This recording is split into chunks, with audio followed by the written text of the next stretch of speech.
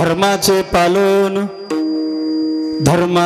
पालन करणे पाखंड खंडन हेच आम्हा करणे काम बीज वाढवावे नाम तीक्ष्ण उत्तरे हाती घेऊन बाण फिरे हेच आम्हा करणे काम बीज वाढवावे नाम नाही भिडभार तुका मनी साना थोर हेच आम्हा करणे काम बीज वाढवावे नाम विठाला विठाला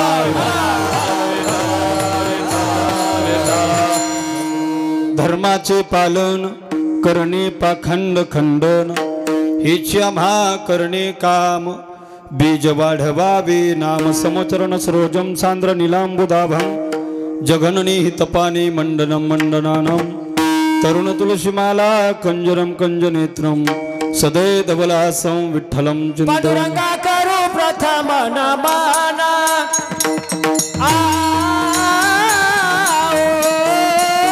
पांडुरंगा करू प्रथम नमन पांडुरंगा करू प्रथम नमन पांडुरंगा करू प्रथम नमन दुसरे चरण संताचे या दुसरे चरण संताचे या त्यांच्या कृपादाने कथेचा विस्तारू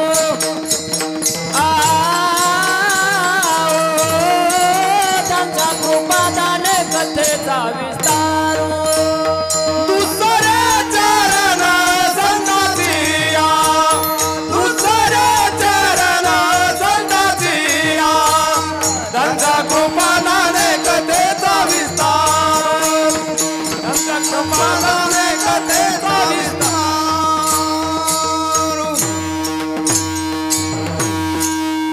पांडुरंगा करू प्रथम नमन दुसरे चरण संताचे त्यांच्या कृपादाने कथेचा विस्तारू बाबाजी सद्गुरु दास तुका अलंकापुरी रम्य सिंहासनस्थं पदांभोज तेजस प्रदिक प्रदेशम विधेंद्रादिदेवे सदा स्तूयमानं समाधिस्थमूर्तिं भजे ज्ञानदेवं समाधिस्थमूर्तिं भजे ज्ञानदेवं समाधिस्थमूर्तिं भजे ज्ञानदेवं नमो ज्ञानेश्वरा नमो ज्ञानेश्वरा नमो ज्ञानेश्वरा नमो ज्ञानेश्वरा नमो ज्ञानेश्वरा नमो ज्ञानेश्वरा ज्ञानेश्वरा नमो ज्ञानेश्वरा निवृत्ति उदारा सोपान देवा निवृत्ति उदारा सोपान देवा निवृत्ति उदारा सोपान देवा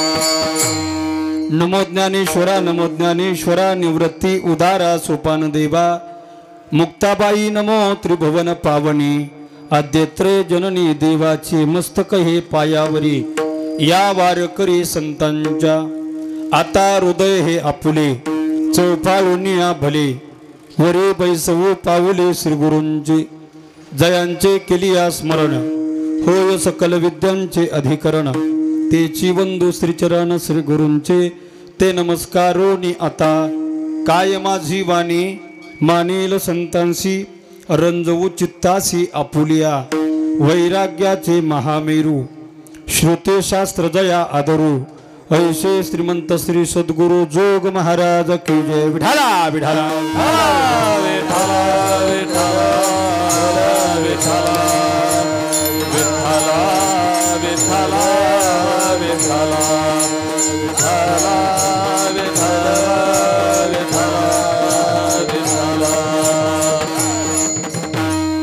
रायगडी मंदिर वसे माझा राया रायगडी मंदिर वसे माझा राया चरणासी अर्पितो अजन्म ही काया जगदीश्वरासी जोडली ज्याचे ख्याती प्रथम वंदितो तुम्हा शिवछत्रपती विठाला विठाला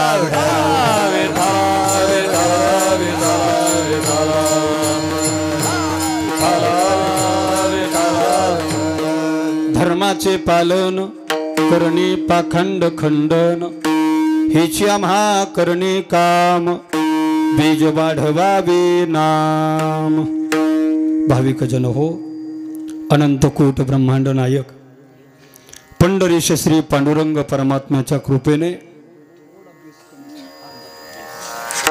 संत सम्राट विश्वमौली ज्ञानोबराय जगद्गुरु श्री संत तुकोबराय शांती ब्रह्मश्री संत एकनाथ महाराज आदी करून सर्व वारकरी संतांच्या कृपा आशीर्वादाने पवित्र पावन नगरीमध्ये हदगाव नावाचं हे गाव आणि या गावामध्ये गेल्या 23 वर्षापासून समापन्न होत असणारा अखंड हरिनाम सप्ताह याही वर्षी तेवढ्याच जोमानं, तेवढ्याच जोशानं, तेवढ्याच उत्साहानं अखंडपणे चालू आहे. म्हणून याला खऱ्या अर्थानं अखंड हरिनाम सप्ताह असं म्हणतात.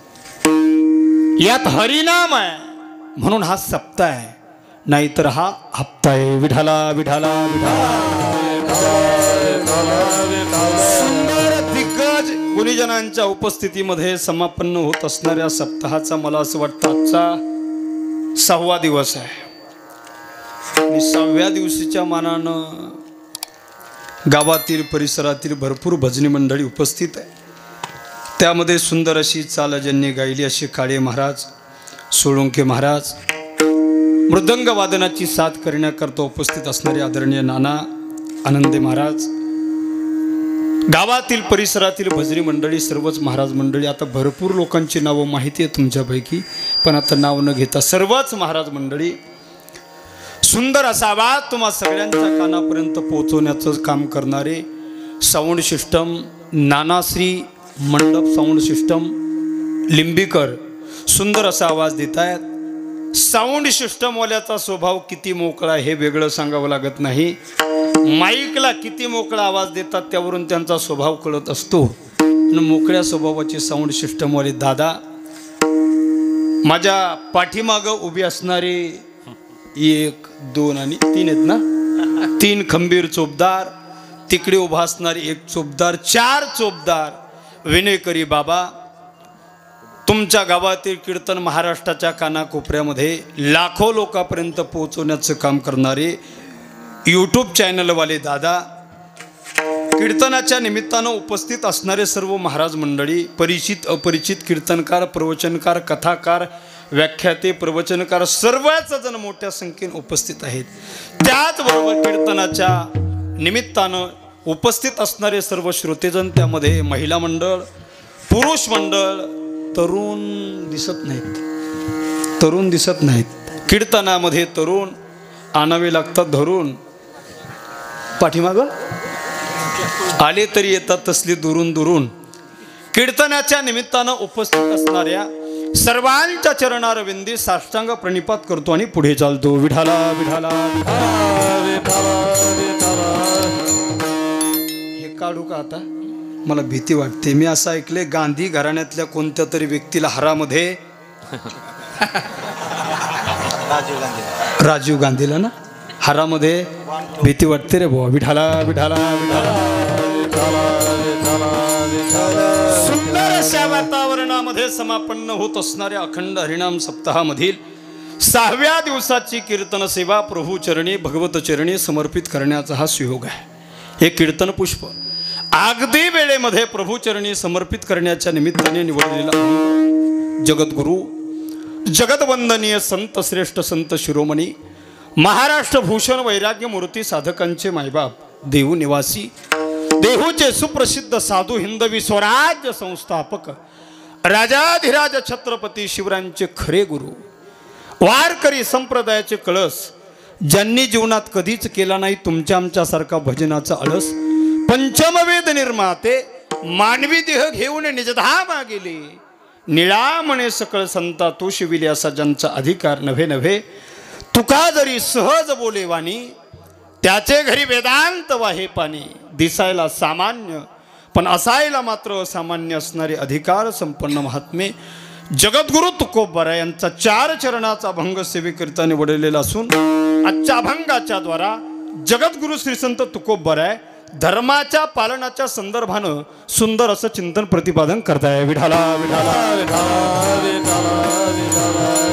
सेवेकरिता निवडलेला अभंग जगद्गुरु तुकोबरायांचा. तुकोबराय आजच्या प्रस्तुत अभंगामध्ये सांगतात की बाबांनो, आम्ही जन्माला आल्याच्या नंतर किंवा अवतरित झाल्याच्या नंतर महत्वाचं आम्ही काम कोणतं करतो तर धर्माचे पालन करणे, पाखंड खंडन. धर्माचं पालन करून पाखंडी वृत्तीचं खंडन करण्याकरता मी या भूतलावर जन्माला येतो अथवा अवतरित होतो. हे काम केल्यानं आमच्या नामरूपी संप्रदाय रूपी धर्मरूपी बीजाचं नाव वाढत असतं. पवित्र धर्मकार्य करत असताना आम्ही तीक्ष्ण अशा शब्दरूपी बाणानं धर्माच्या पवित्र पालनाचं काम करू. आणि त्याही पुढे जाऊन श्री महाराज सांगतात, हे पवित्र धर्मकार्य करताना पवित्र सत्कार्य करताना आम्ही कसल्याही प्रकारचा भेदभाव न करता, कसल्याही प्रकारची भीडभार न राखता, उच्च वर्णीय असो अथवा नीच वर्णीय, लहान असो अथवा मोठा, सगळ्या जाती धर्मांना एकत्र करून समाविष्ट करून एक संघ करून धर्माच्या पालनाचं पवित्र काम पुढे घेऊन जातो, असं जगद्गुरु तुकोबराय आजच्या पुस्तक अभंगामध्ये म्हणताय. विठाला विठाला अभंगाचा सरळ भावार्थ तुम्हा सर्व मायबाप श्रोत्याला कळाला असं गृहीत धरून पुढे बोलायला काय हरकत? बोला गड्या, बोललो तर कीर्तन होईल. पुढे बोलायला काय हरकत? एकतर असे प्रसन्न चेहरे करून ताट बसा तुम्ही, असे ताट, मरगळ आल्यासारखं बसू नका. आपल्या कीर्तनात आपल्या असं ताट पाहिजे. हा, असं कळून गेल्यासारखं सुरुवातीला नाही बस, ताट बसायचं थोडं. तिकडं पाठीमागची अशी मरगळ आल्यावर बसू नका, ताट बसायचं. त्या सदावर्त्यासारखं वाकडं तिकडं थोबाड करून कोणीच बसायचं नाही, असं ताट. हा, अभंगाचा सरळ भावार्थ तुम्हा सर्व माईबाप श्रोत्याला कळाला असं गृहीत धरून पुढे बोलायला काय हरकत? बोला कडे बोला, हरकत हरकत नसेल तर 3 महत्वाच्या सूचनेचं पालन कीर्तनामध्ये सगळ्यांनी करायचंय. कीर्तनामध्ये सूचना क्रमांक 1, एकदा कीर्तनात बसल्याच्या नंतर कुणी कीर्तनातून उठून जाण्याचा प्रयत्न करायचा. कीर्तनामध्ये सूचना क्रमांक 2, विशेष करून माता भगिनीसाठी, एकदा कीर्तनात बसल्याच्या नंतर शेजारी बसलेल्या मैत्रिणीची गप्पा मारून बडबड करायची. तुम्ही माता माऊली आहे का? आणि कीर्तनामध्ये 3री महत्वाची सूचना, ज्या ज्या वेळीमध्ये विठ्ठल विठ्ठल भजन येईल त्या त्यावेळी हाताने कुणीही टाळी वाजवायची. टाळी वाजवाते नाचा डोला प्रेम आपोलिया सोहिते, नाचा डोला प्रेम आपोलिया सोहिते. राम राम टाळी वाजवाते नाचा डोला प्रेम आपोलिया सोहिते, नाचा डोला प्रेम आपोलिया सोहिते.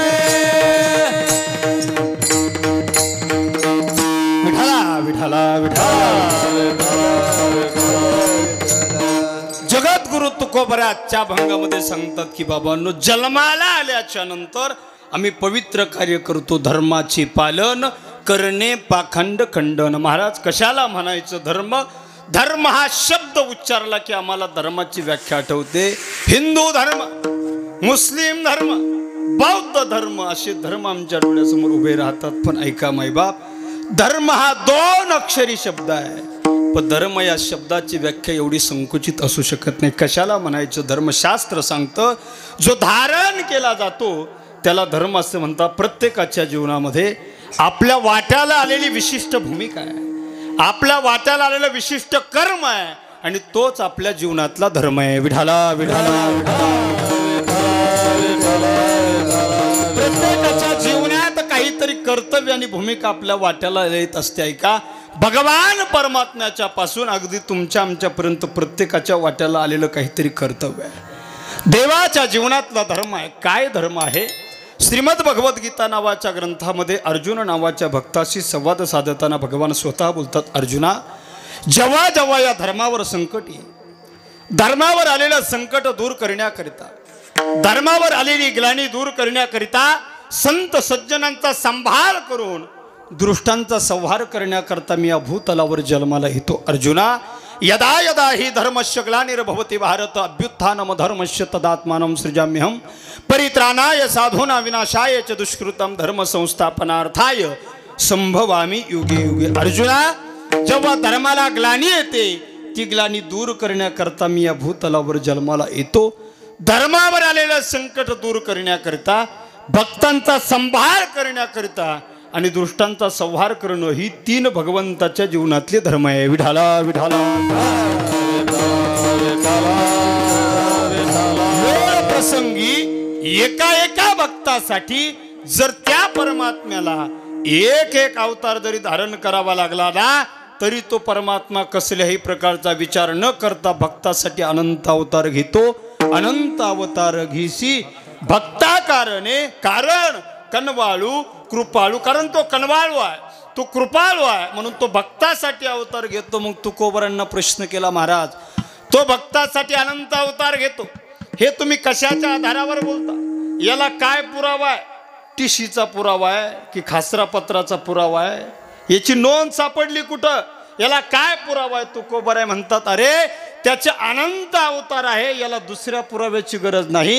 कारण अनंत रूपे अनंत वेशे देखिले म्या त्याशी, अनंत अवतारामध्ये मी त्याला माझ्या डोळ्यानं पाहिलं आणि माझ्या डोळ्यानं प्रत्यक्ष पाहण्यापेक्षा आणखी मोठा पुरावा कोणता? जे जे झाले अवतार तुका त्यांचे बरोबर, तुका त्यांचे बरोबर, तुका त्यांचे बरोबर. जे जे झाले अवतार तुका त्यांचे बरोबर, तुका त्यांचे बरोबर, तुका त्यांचे बरोबर.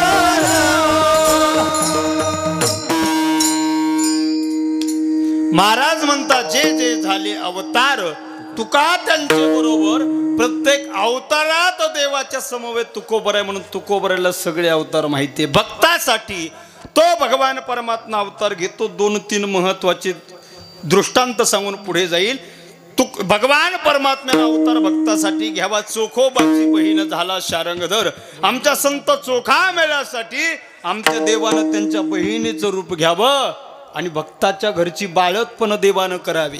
एवढंच नाही, शांती ब्रह्मनाथाच्या घरी देवानं श्रीखंड हे नाव धारण करावं आणि कावडीनं पाणी भरावं. शांती ब्रह्मनाथानं देवाची पूजा करावी आणि देवाला लावण्याकरता चंदन उघडावं आणि चंदन उघडून द्यायला श्रीखंड्याच्या रूपातला देव होता. अरे भक्ताच्या घरची तो काम करतो. याच्या पुढे जाऊन सांगेल. आपल्या शेजारच्या परभणी जिल्ह्यामध्ये गंगाखेड नावाचा तालुका आहे. गंगाखेडला वारकऱ्याची दिंडी आली. एका मुलीनं आपल्या वडिलाला विचारलं, बाबा कुठे निघाली ही दिंडी? वडिलांना सांगितलं, बाळ ही दिंडी पंढरपूरला निघाली. कोण असतं बाबा पंढरपूरला? बाळा पंढरपूरला देव असतो. पंढरपूरला जगाचा मालक असतो. विटेवर तो उभा आहे. त्या मुलीनं हट्ट धरला, बाबा जर पंढरपूरला देव उभा असेल, जर पंढरपूरला जगाचा मालक उभा असेल ना, मला सुद्धा त्या जगाच्या मालकाला भेटायचंय. मला सुद्धा त्या जगाच्या मालकाच्या भेटी करता तुम्ही घेऊन जावं. त्या मुलीनं हट्ट धरला आणि ती मुलगी आपल्या वडिलाला घेऊन पंढरपूरला निघाली. त्या मुलीला बापानं खांद्यावर घेतलं आणि मुक्काम दर मुक्काम करत ते पंढरपुरात पोहोचले. ऐका गड्या, आपल्या लेकराला खांद्यावर घेऊन जो बाप पंढरपूरच्या दिशेनं पायी जातो, जो बाप आपल्या लेकराला खांद्यावर घेऊन पंढरीच्या पांडुरंगाचं दर्शन घडवतो ना, त्याच्यासारखा भाग्यवान बाप आणि त्याच्यासारखं भाग्यवान लेकरू जगाच्या पाठीवर दुसरं कोणतं नाही. महाराज त्या मुलीने हट्ट धरला आणि बाप तो हट्ट पुरवण्याकरता पंढरपुरात घेऊन पोहोचला. त्या मुलीचं नाव होतं संत जनाबाई. पंढरपुरात बाप त्या लेकीला घेऊन पोहोचला. कारण लेकरांचा हट्ट हा पुरवावाच लागतो. लेकरांचा हट्ट पुरवावाच लागतो. शास्त्रानं 3 प्रकारचे हट्ट सांगितले जे पुरवावेच लागतात. पहिला हट्ट राज हट्ट, दुसरा हट्ट स्त्री हट्ट आणि तिसरा हट्ट बाल हट्ट. थोडक्यात सांगतो, राज हट्ट कशाला म्हणतात? नळाला पाणी नाही आलं तरी नळपट्टी भरावीच. बोला, नळपट्टी भरावीच. तुम्ही कोणीच नळपट्टी भरीत नाही का? हा राज हट्ट आहे. दुसरा हट्ट आहे स्त्री हट्ट. कपाट भरून साड्या असल्या तरी संक्रांतीला नवी घ्यावीच लागते. बोला गड्या बोला, तुम्ही सगळे ब्रह्मचारी आहेत का? संक्रांतीला नवी साडी घ्यावीच लागते. आणि तिसरा हट्ट आहे बाल हट्ट. तो हट्ट पुरवावाच लागतो. कशाला म्हणायचं बाल हट्ट? लेकरानं काही मागितलं तर ते पूर्ण करावंच लागतो. जनाबाई नावाच्या लेकीनं हट्ट धरला आणि बाप पंढरपुरात पोहोचला लेकीला घेऊन. पांडुरंगाचं दर्शन केलं. जनाबाई देवाच्या समोर उभे राहिल्या. एक टक नजर त्या देवाकडे लागलेली. देवाच्या श्रीमुखाकडे जनाबाई टक नजर लावून बघतायत. पाहता श्रीमुख सुखावले सुख डोळी याची भूक न वजे माझ्या. जिभे गोड 3 अक्षरांचा रस अमृत दयास फिके पुढे. देवाकडे पाहताना जनाबाईची नजर हटत नव्हती. जनाबाईनं देवाकडे पाहता पाहता जनाबाईच्या डोळ्यात पाणी आलं. कंठी प्रेम दाटे नयनी नीर लोटे हृदयी प्रगटे रामरूप. भगवान परमात्म्याविषयीचं प्रेम जनाबाईला दाटून आलं. जनाबाई देवाच्या पुढे उभा राहिल्या. देवाच्या पायावर नतमस्तक झाल्या. दर्शन घेतलं आणि जनाईच्या वडिलांना सांगितलं, बाळा आता दर्शन झालं, आपल्याला पुन्हा घरी जावं लागेल. जनाबाईनं सांगितलं, बाबा या देवाचे चरण सोडून आणि या देवाची पंढरी सोडून मला आता घरी येण्याची अजिबात इच्छा नाही. मला याच पंढरीत राहायचंय बाबा. तुम्ही आता माघारी घरी एकटे जा. बापानं सांगितलं, बाळा घरी जावं लागेल. दर्शन झालं तरी तर थांबायचं नसतं. द्वादशीपर्यंत जनाबाई ऐकेल वाटलं होतं, ऐकलं नाही. गुरुपौर्णिमेचा काला झाला, जनाबाई ऐकेल असं वाटलं होतं, ऐकलं नाही. बापानं सांगितलं, बाळा काला झाला, आता पंढरीत थांबायचं नसतं. जनाबाईनं सांगितलं, बाबा मी तुमच्यासोबत येणार नाही. अखेर जनाबाईला देवाच्या रावळात सोडून गावाकडे निघून जाण्याचा निर्णय बापानं घेतला. मंदिराच्या बाहेर जनाईचे वडील आले. पुन्हा डोक्यात विचार आला, लेकीला मंदिरात सोडून मी माघारी जातोय.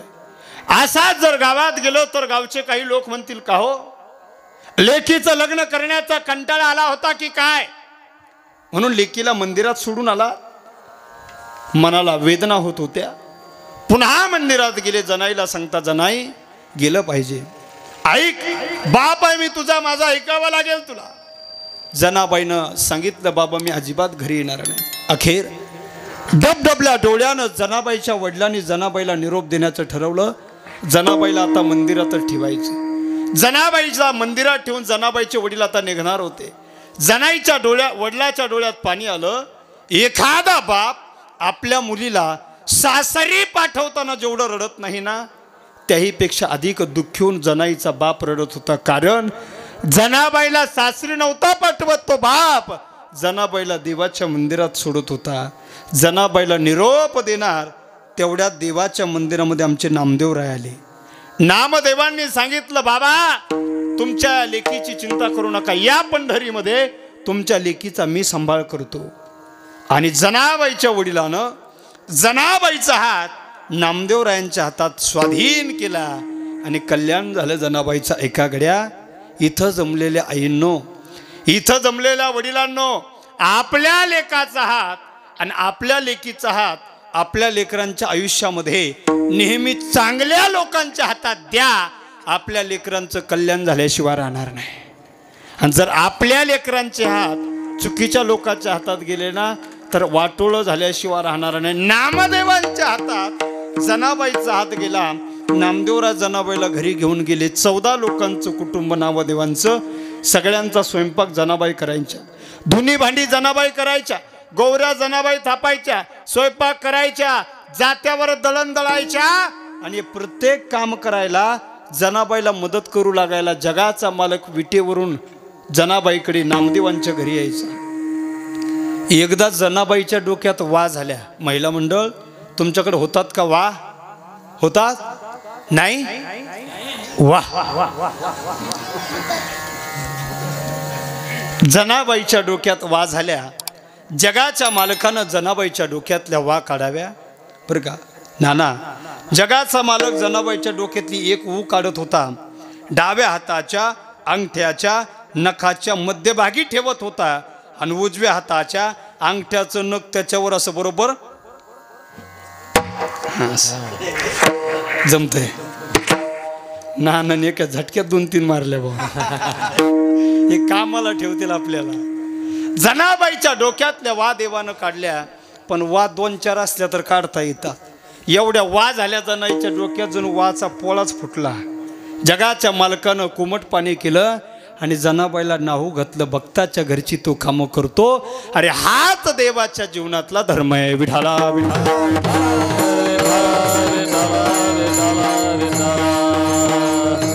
जसा देवाच्या जीवनामध्ये धर्म आहे गड्या, तसा साधूच्या जीवनामध्ये सुद्धा धर्म आहे. काय आहे साधूच्या जीवनातला धर्म, काय आहे संताच्या जीवनातला धर्म. महाराज सांगतात, जे का रंजले गांजले त्यासी म्हणे जो आपुले, तोची साधू ओळखावा देव तेथेची जाणावा. रंजल्या गांजलेल्या ना जे आपलंस करतात ते जीवन साधूचं जीवन असतं, ते जीवन संताचं जीवन असतं. किंवा बुडत हे जन न देखवे डोळा, येतो कळबला म्हणून या जगोद्धरा लागी धरिले अवतार. हा किंवा जगाच्या कल्याणा संताच्या विभूती देह कष्ट भीती परोपकारे. या जगाचं कल्याण व्हावं यासाठी अखंडपणे आयुष्यभर आपला जे देह झिजवतात गड्या, त्यांना संत म्हणतात. नुसते संत म्हणत नाही तर खरे संत म्हणतात. संताचे दोन प्रकार, एक ओरिजिनल संत आणि दुसरे कोण म्हणलं डुप्लिकेट. बरोबर आहे. संताचे दोन प्रकार, एक ओरिजिनल आणि दुसरे डुप्लिकेट. ओरिजिनल कशाला म्हणायचं, ज्यांचं जीवन जगत कल्याणासाठी आहे ते ओरिजिनल संत. आणि डुप्लिकेट कुणाला म्हणायचे, पोटासाठी संत झाले कलित. ज्यांचं जीवन जगाच्या कल्याणासाठी ते खरे संत, आणि ज्यांचं जीवन स्वतःच्या पोटासाठी ते खोटे संत. म्हणजे आणलं कीर्तनकाराच्या भोवती. आमच्याबद्दल बोललो की लोकाला गुदगुल्याच होते. बाबा बसले बस बस वागा काय झालं बस बस. जसे संताचे दोन प्रकार आहे तसे वारकऱ्याचे सुद्धा किती प्रकार आहे, दोन. आता एकाच उदाहरणात दोन्ही प्रकार सांगतो. एक खरे वारकरी आणि दुसरे खोटे वारकरी. पुराव ताट बसा. एका गावात कलेक्टर आला. पुराव कलेक्टर. आणि कलेक्टरने भाषण करायला सुरुवात केली. बंधू आणि भगिनींनो, जमतंय ना थोडं थोडं. कलेक्टरने भाषण करायला सुरुवात केली. बंधू आणि भगिनींनो, शासनाचा एक जी.आर. आलाय. ज्याच्या ज्याच्या गळ्यात पवित्र तुळशीची माळ त्याला 5-5 लाख रुपये बक्षीस मिळणार. रात्यातच टेम्पो भरला, चला पंढरपूरला, चला आळंदीला. 500-500 हजार वर्गणी केली. आणि 10-10, 5-5 माळी घालून पुन्हा दुसऱ्या दिवशी कलेक्टरच्या पुढे हजर. कलेक्टरच्या भाषणाची वाट बघत होती. बाप जन्मी पठ्ठ्यानं कधी कीर्तनकाराला हार नाही आणला. कलेक्टरला मोठमोठे हार घेऊन आले, फटाके फोडले. कलेक्टर साहेबांचं स्वागत झालं. आणि कलेक्टरने भाषण करण्याकरता माईक घेतला आणि भाषण करायला सुरुवात केली. सगळ्यांचे कान टवकारले आणि कलेक्टरने भाषण करायला सुरुवात केली. बंधू आणि भगिनींनो, शासनाचा कालचा जो जी.आर. होता तो अचानक रद्द झाला. एक जण म्हणलं, तुला म्हणलं होतं माळकऱ्याच्या नको नादी लागू. पण शासनाचा एक नवीन जी.आर. आलाय.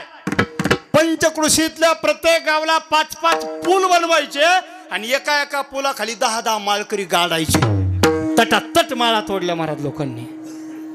तरी काहींच्या गळ्यात माळी होत्या. त्यांना विचारलं साहेबांनी, का हो तुमच्या गळ्यात माळ दिसते. त्यांनी सांगितलं, साहेब पुलाखाली गाडा नाहीतर फासावर लटकवा, आम्ही आमच्या गळ्यातली माळ काढणार. हे कोणते वारकरी, हे ओरिजिनल.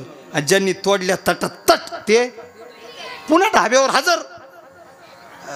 वारकऱ्याचे दोन प्रकार. पण वारकरी संप्रदाय हा खऱ्या संताचा आणि खऱ्या वारकऱ्याचा संप्रदाय. विठाला विठाला. आणि आमच्या वारकरी संतानं या जगावर फार मोठे उपकार केले. संत या भूतलावर जन्माला येताना परार्थाचा विचार घेऊन जगत कल्याणाचा मूलमंत्र अंतःकरणामध्ये पेरून जन्माला येतात गड्या. संत जीवन हे परिसासारखं जीवन असतं. त्यांच्या संगतीत गेलेल्या प्रत्येक जीवाचं सोनं करण्याचं काम संत करत असतात गड्या. संताच्या संगतीत गेलेल्या प्रत्येक जीवाचा उद्धार होत असतो. व संत आम्हाला ओळखले पाहिजे. एक तर संत जीवनाची संगत मिळणं अत्यंत कठीण आहे. संताची भेट होणं अत्यंत कठीण आहे, दुर्लभ आहे, बहु अवघड आहे संत भेटी. एक तर संताची भेट होणं अवघड आहे, दुर्लभ आहे. आणि संताची भेट दुर्लभ असताना का झाली तर ते संत आहे ओळखणं त्याही पेक्षा दुर्लभ आहे. संत हे कळाले की त्यापेक्षा संताची संगत जास्त काळ लाभणं ही त्याही पेक्षा दुर्लभ आहे. संत तुम्हाला आम्हाला कळत नाही. संत संगतीचा थोर लाभ झाला, आनंद कोंदला. मागे पुढे, मागेही आनंद आहे, पुढेही आनंद आहे. संत संगतीचे फायदे अनेक आहेत. संत संगतीचे काय सांगू सुख आपणा पारिखे नाही तिथे, पण दुर्दैव या समाजाचं जेव्हा जेव्हा या भूतलावर खरे संत जन्मले तेव्हा या लोकांना कळाले नाही, आणि जेव्हा संत जग सोडून गेले तेव्हा संत नसणाऱ्या लोकांना आमची लोक शरण जाऊ लागली. नको त्यांना आम्ही संत म्हणत बसलो आणि आमची फसवणूक झाली. 5-7 वर्षापूर्वीचा काळ भयंकर होता. मी एकदा कीर्तनाला गेलो आणि एक माणूस मला म्हणे, ओ महाराज काय काय खरं आहे तुमचं महाराज लोकांचं. म्हटलं काय झालं. अहो काय खरं नाही तुमचं. अहो झालं काय. ते मला म्हणतो आसाराम बापू जेलमध्ये गेले. मग मी काय करू. माझा मावसा होता का तो, साडू होता का सासरा होता. त्रास आम्हाला. अरे तुम्ही नको त्याला शरण जाऊ नका. मी एक वाक्य सांगत असतो, जिंदगी एक जंग है, जिंदगी एक जंग है, जब तक बीवी संग है. राधा से प्यार किया श्याम बन गए, राधा से प्यार किया श्याम बन गए, सीता से प्यार किया राम बन गए, जबरदस्ती प्यार किया आसाराम बन गए, और चोरी चुपके प्यार किया राम रहीम बन गए. विठाला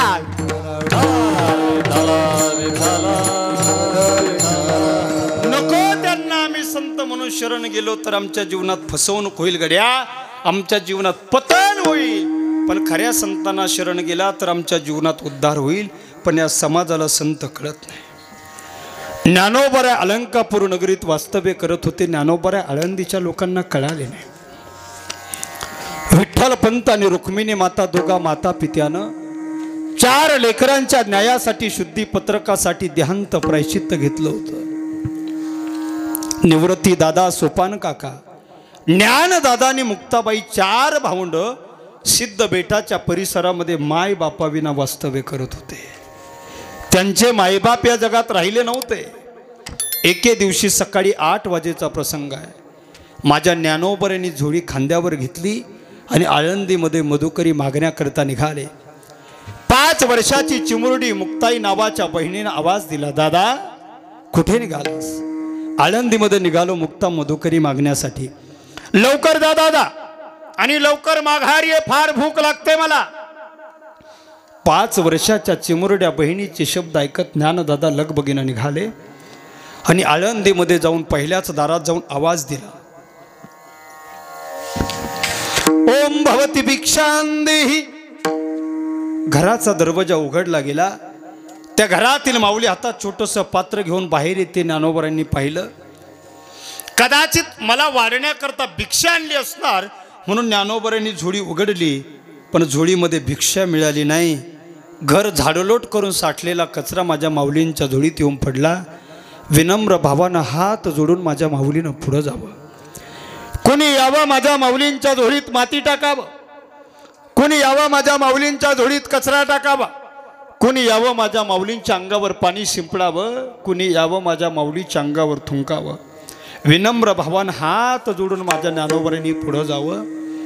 3.5 मैलाचा परिसर माऊली ज्ञानोबराय फिरले. वरती बघितलं तर सूर्यनारायण माथ्यावर आले होते. झोळी उघडून बघितली तर फक्त अर्धी शिळी भाकरी आणि ओंजळभर पीठ झोळीमध्ये मिळालं होतं. आणि त्याच वेळी ज्ञानोबरांना आठवण झाली मुक्ताईची. शब्द आठवले कानावर, लवकर जा दादा आणि लवकर माघारी ये, फार भूक लागते मला. 5 वर्षाच्या चिमुरड्या बहिणीचे शब्द आठवतात. ज्ञानदादानं लगबगीनं झोळी गुंडाळली. सिद्ध बेटाच्या दिशेनं निघाले. इंद्रायणी मातेच्या पवित्र तटावरून ज्ञानोबरांचा एक चिमुकला पाऊल पडत होता. आणि हेच दृश्य घोड्यावरून मार्गक्रमण करणाऱ्या विसोबानं पाहिलं. आणि घोड्यावरून चालणाऱ्या विसोबाला ज्ञानोबा आळंदीतून येत आहेत हे दृश्य डोळ्यानं सहन झालं नाही. ज्ञानोबराला विसोबाने आवाज दिला, ए ज्ञाना. काय काका, कुठे गेला होतास. आळंदीमध्ये गेलो होतो काका. कशासाठी. मधुकरी मागण्यासाठी. अरे संन्यासाची वाडी टाकलेली पोरं आहे तुम्ही, गावात येण्याचा अधिकार नाही तुम्हाला. तुमचं तोंड पाहिलं की आमचा दिवस बरा जात नाही. तुमची सावली अंगावर पडली की आम्हाला इंद्राणीचं स्नान करून पवित्र व्हावं लागतं. संन्यासाच्या अपशकुनी विटाळशी कार्ट्यांनो, या गावात आमच्या परवानगीशिवाय तुम्हाला भिक्षा वाढतो तरी कोण. कळवळले अंतःकरणानं माऊलीनं म्हणावं, काका 3.5 मैलाचा परिसर फिरलो तेव्हा कुठंतरी अर्धी शिळी भाकरी आणि ओंजळभर पीठ मिळालं। विसोबानं ज्ञानोबरांच्या हातातली झोळी हिसकावून घेतली, झोळीतलं पीठ जमिनीवरती टाकलं, आपल्या पायानं त्या पिठावरती रेषा उमटवल्या, पीठ मातीमोल केलं। आता फक्त अर्धी शिळी भाकरी माझ्या माऊलींच्या झोळीत राहिलेली आहे। ती भाकरी सुद्धा विसोबानं आपल्या हातात घेतली आणि जवळ असलेल्या एका कुत्र्याला खायला टाकणार त्यावेळी माझ्या माऊलींच्या डोळ्यात पाणी आलं। काका नका करू काका एवढा अन्याय, आमचे आई बाबा या जगात जिवंत नाहीत हो काका, तुम्ही नाही दिलं तर कोण देईल आम्हाला, आम्ही तर संन्यासाची आपुशकुनी विठाळ शिकारटे। माझ्या निवृत्ती दादाला सोपान काकाला भूक लागली म्हणून मी भिक्षा मागण्यासाठी आलो नाही काका, मला सुद्धा भूक लागली म्हणून मी भिक्षा मागण्यासाठी आलो नाही काका, पण आमची 5 वर्षाची चिमुरडी बहीण आहे मुक्ता, तिला फार भूक लागली असेल काका, द्या एवढी भाकरी, करा दया, तुम्हीच व्हा काका आमचे माईबाप। ज्ञानोबा डोळ्यात पाणी आणून विसोबा काकांना विनंती करतायत। निर्दयी अंतःकरणाच्या विसोबानं माझ्या ज्ञानोबऱ्यांच्या छाताला धाड दिशी लाथ मारली, माऊली जमिनीवर पडले आणि ती भाकरी विसोबानं कुत्र्याला खायला टाकली। कसं बस स्वतःला सावरत माऊली उठून उभे राहिले। सिद्ध बेटाच्या दिशेनं ज्ञानोबऱ्यांचा एक एक चिमुकला जड पाऊल पडत होता। सिद्ध बेटाच्या जवळ आपला भाऊ आलेला मुक्ताईनं पाहिला, दुरूनच आवाज दिला, दादा किती उशीर केलास रे तू, किती उशीर केलास। मुक्ताबाई ज्ञानोबऱ्यांच्या दिशेने एक एक पाऊल टाकू लागल्या आणि ज्ञानोबराय म्हणाले, मुक्ता माफ कर मला उशीर झाला। मुक्ताबाई म्हणते, दादा आता माफी नको मागू, फार भूक लागली आहे, प्रचंड आता पोट दुखतंय दादा, फार भूक लागली आहे, जे काय आणलं असेल 2 घास खाण्याकरता दे। ज्ञानोबा डोळ्यात पाणी आणून सांगतात, मुक्ता एवढा उशीर होऊन सुद्धा मी तुझ्यासाठी अन्नाचा एक कणही आणू शकलो नाही। विसोबानं भिक्षा हिसकावून घेतली, कुत्र्याला खायला टाकली। प्रसंग ज्ञानोबराने सांगितला, मुक्ताईच्या डोळ्यात घळघळा घळघळा पाणी आलं, कडाडून मिठी ज्ञानोबराला मुक्ताईनं मारली, ढळढसा ढळढसा मुक्ताबाई रडते, दादा अरे मायबाप मेल्यानंतर मोठ्या भावानं मायबापाची भूमिका निभवायची असते दादा, जबाबदारी विसरलात तुम्ही। मायबाप मेल्यानंतर मोठ्या भावंडानं लहान भावंडाचा सांभाळ करायचा असतो दादा, ही भूमिका विसरलात दादा तुम्ही। मुक्ताईच्या डोळ्यातले अश्रू ज्ञानदादाच्या अंगाला स्पर्श करत होते, ज्ञानदादाच्या डोळ्यातले अश्रू मुक्ताईच्या डोक्यावर पडत होते। एखाद्या आईनं आपल्या लेकरांच्या डोक्यावरून हात फिरवावा तसे ज्ञानोबराय मुक्ताईच्या डोक्यावरून हात फिरवून तिला समजावून सांगत होते, मुक्ता या गावचे लोक कसे माहीत आहे ना तुला।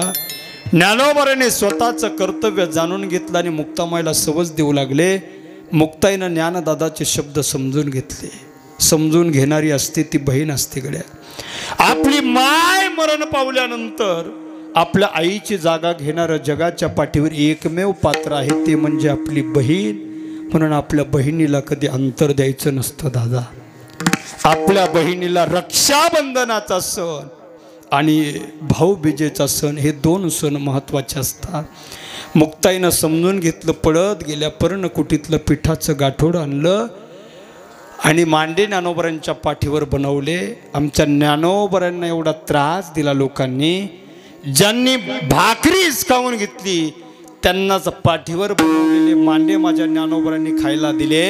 आणि ज्ञानोबराय मुक्ताईला म्हणाले, मुक्ता भले या लोकांनी आपल्या माय बापाला देहांत प्रायश्चित्त घ्यायला लावू दे, भले या लोकांनी आपल्याला गावाच्या बाहेर हाकलून देऊ दे, भले या लोकांनी भिक्षा न वाढू दे, मिळालेली हिसकावून घेऊ दे, आपल्या छाताडात लाथ मारू दे, पण ही सर्व मंडळी आज आपल्याकडे पाहुणी आली। मुक्ता घरी येणारा प्रत्येक पाहुणा देव असतो, अतिथी देव भवो। विसोबा खेचरांना सगळ्यांना मांड्याचं भोजन वाढून दिलं, मांडे खाल्ले, पोटाची तृप्ती झाली, पण नुसती पोटाची नाही, प्रत्येकाला मोक्ष दिला माझ्या ज्ञानोबरानं, जीवनाची तृप्ती केली।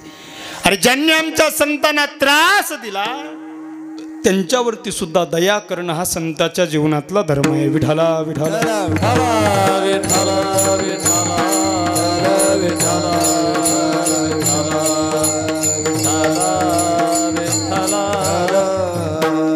ज्ञानोबा जगाला कळाले नाही, तुकोबाऱ्या जगाला कळाले नाही.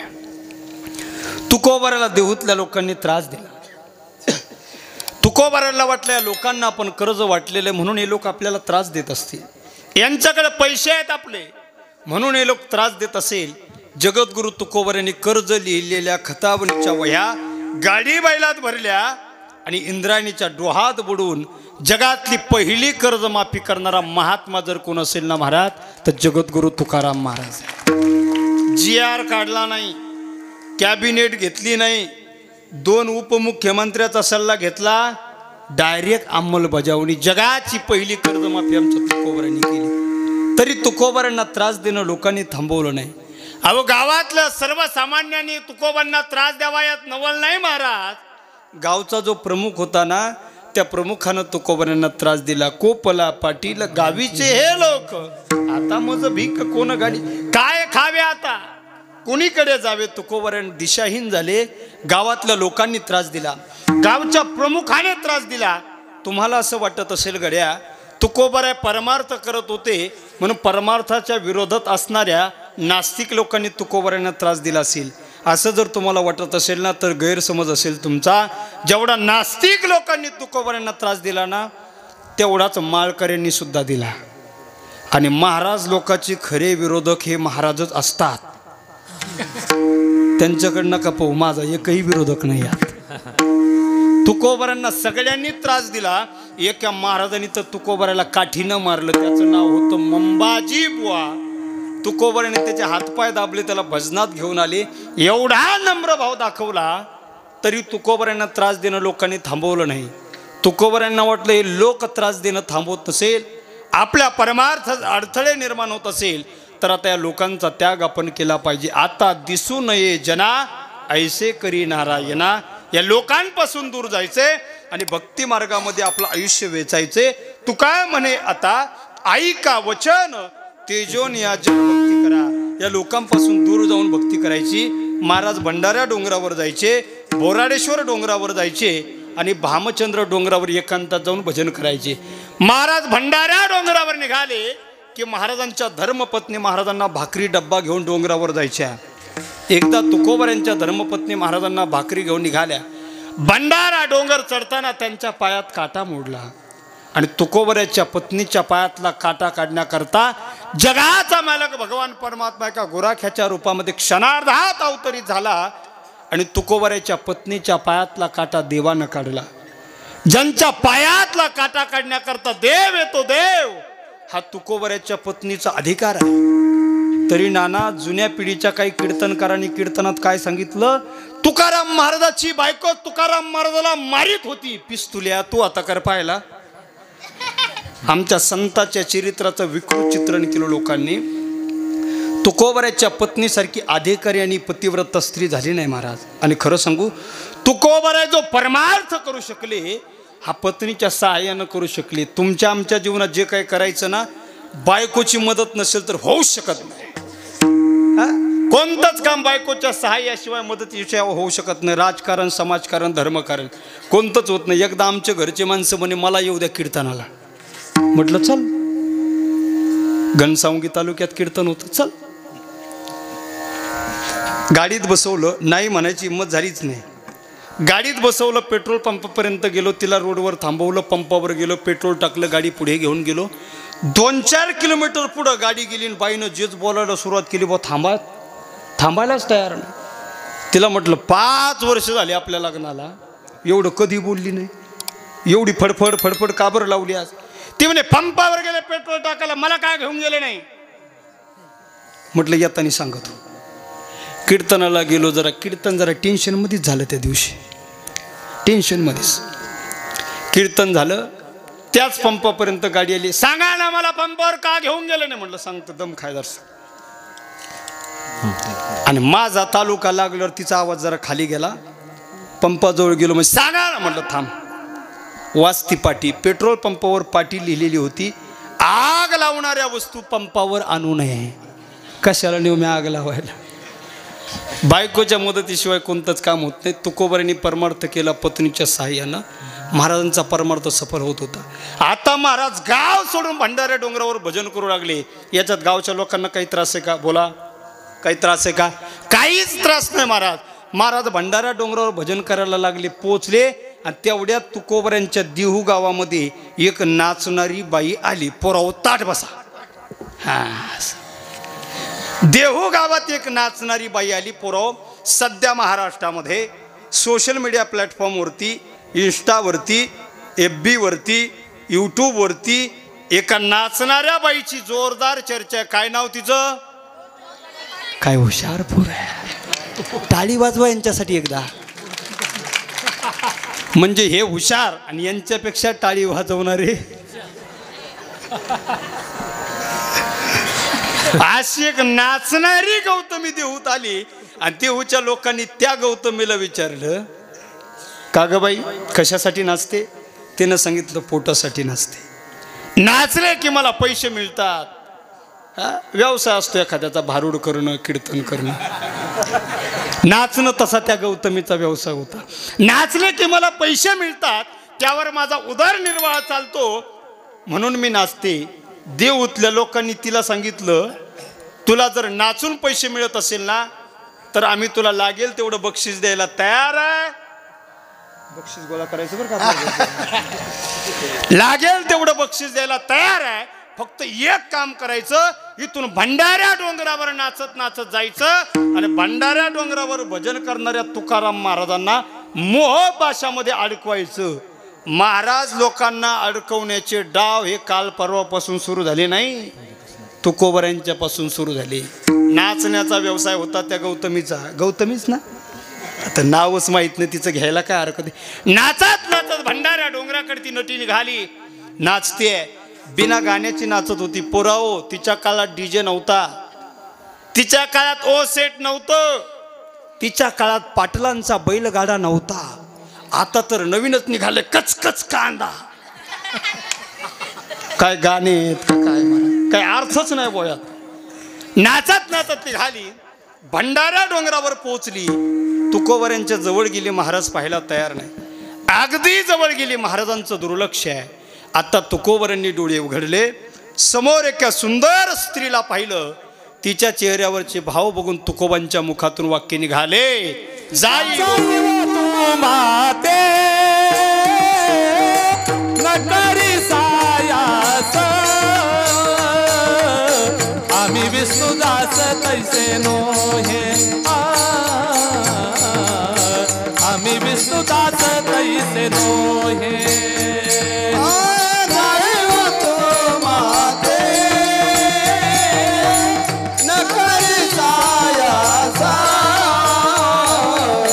आम्ही विष्णुदास तैसे नो हे. आम्ही विष्णुदास तैसे नो हे. तुकोबांनी एकांतात भेटायला आलेल्या स्त्रीला मातेचा दर्जा देऊन माघारी पाठवलं. संतांनी आपल्या जीवनामध्ये आचरण सांभाळलं, संतांनी आपल्या जीवनामध्ये तत्व सांभाळली आणि हाच संताच्या जीवनातला धर्म अभंगाचं धर्माचे पालन, धर्माचे पालन, धर्माचे पालन, धर्माचे पालन, धर्माचे पालन, धर्माचे पालन, धर्माचे पालन, धर्माचे धर्माचे पालन, धर्माचे पालन, धर्माचे पालन, धर्माचे पालन, धर्माचे पालन, धर्माचे पालन, धर्माचे पालन, करणे पाखंड खंडन, करणे पाखंड खंडन, करणे पाखंड खंडन, करणे पाखंड खंडन. हेची आमा करणे काम, हेची आमा करणे काम, करणे पाखंड खंडन, करणे पाखंड खंडन, करणे पाखंड खंडन, करणे पाखंड